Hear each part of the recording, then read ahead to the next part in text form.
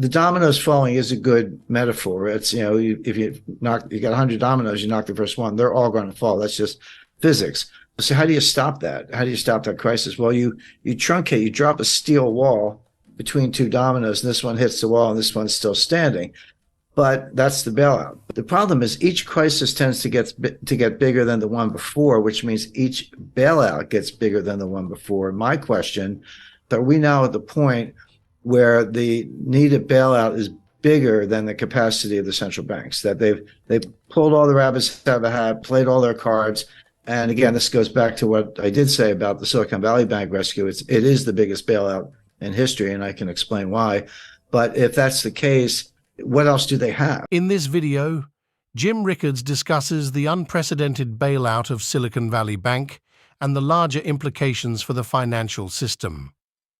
Rickards explains how this bailout reflects a growing trend where each crisis demands larger interventions, raising concerns about the central bank's ability to manage future crises. With 97% of Silicon Valley Bank deposits uninsured, Rickards emphasizes the fragility of the financial system and warns of a potential loss of confidence in the dollar itself. Watch to understand the gravity of the current financial landscape and what might come next. So now we're dangerously close to the point where, as the crisis gets worse, it's no longer, oh, gee, let's wait for the Fed to bail it out, or let's wait for the ECB to bail it out. You get to the point, I think we're there, where you say, no, these guys actually can't stop it. And you lose confidence in the currency itself. It's the dollar. The crisis is the dollar itself, and the euro, goes along with that. And then that's the crisis. And there's no way to bail out a dollar crisis with dollars, because you're just pumping more of what people have lost confidence in. And then, then where do you go? And there are good answers to that. We've seen it again. We've seen it all before. This is big. It's not over. The regulators will attempt more bailouts, but we're at the point where I think you can start to question the regulators themselves. Let's go back to Brazil, Mexico, Argentina, the Latin American debt crisis, broadly defined in the early 1980s. That played out, the intense phase lasted about 3 years, 82, 83, 84. It wasn't until 1990 that we got around to Brady bonds, which were the ultimate refinancing technique. But the intense period lasted about 3 years. Come forward to 1998, long-term capital management. That was about 3 months. That was July, August, September 1998. SVB was 3 days or less. It was like Wednesday, Thursday, Friday, and done. And I talked to a guy. I know no reason to mention names, but runs one of the largest endowments in the world.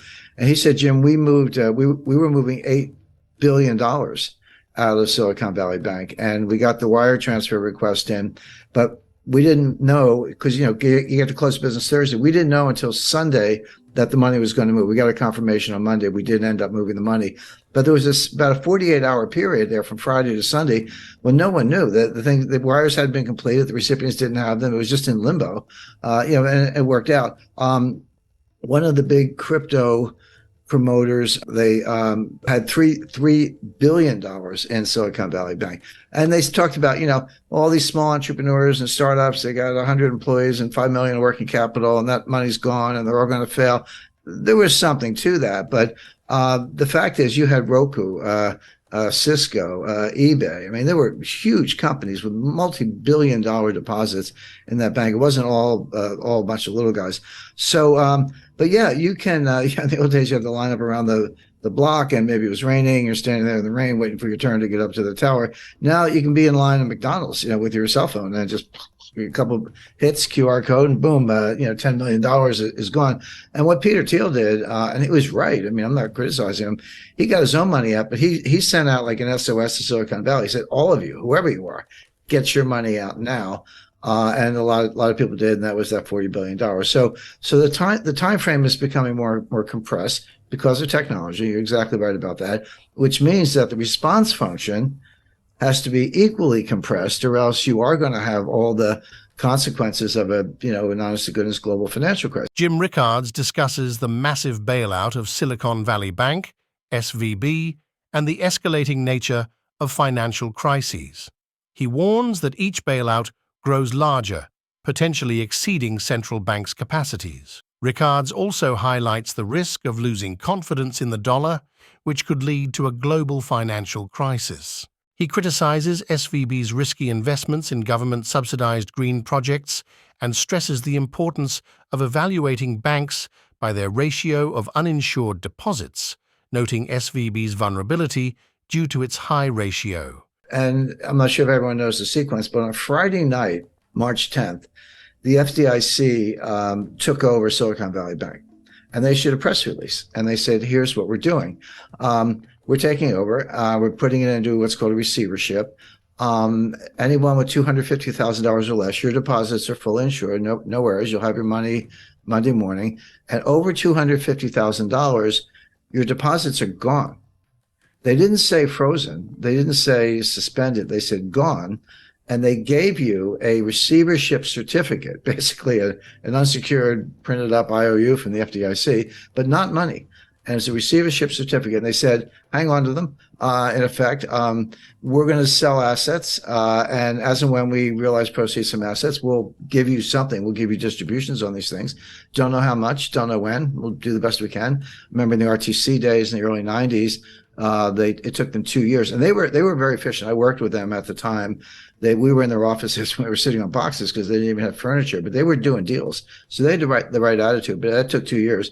So, and that was it. Well, that's when I call the billionaire crybabies came out in force. Bill Ackman, all these guys. Oh, you got to save us. I was like, well, you got to trade on Bill. $5 billion is not enough. But anyway, they pounded on the White House all weekend. Now here's something that very few people say, almost nobody knew at the time except the management, although they seem to be asleep at the switch. Everyone's like, yeah, startups, venture capital. There's a lot of truth to that. 97% of the deposits of Silicon Valley Bank were uninsured. And by the way, that's my new metric for assessing banks. You used to look at, working capital and debt equity ratios and, bad assets, governments. There are lots of ways to measure the health of a bank. But the most relevant way right now is, and this is publicly available, take the ratio of uninsured deposits to total deposits. 30% is comfortable. If you're like, 70% of my deposits are insured, which means they're not panicky. They're not necessarily going to run for the hills. 30%, okay, uninsured, but I have assets. I have that much cash or more. That's a comfortable ratio. When you get over 50, you're in the danger zone. Well, Silicon Valley Bank was 97% uninsured, which meant all the money was going to run, and it did. So that's a way, if you're looking at these big banks or any institution or your own savings institution, to look at it. But Silicon Valley Bank was a climate bank. Were they investing in startups? Yes. Were they investing in technology? Yes. But these were climate. These were green new scam startups looking at battery technology, chemistry, physics, to try to make a better battery. But not much improvement in the battery in 200 years, but they're working on it. Wind turbines, other sustainable fuel alternatives, et cetera. Again, do that if you like, if that's your field of research, but so much as is subsidized by the government and then further subsidized by Silicon Valley Bank.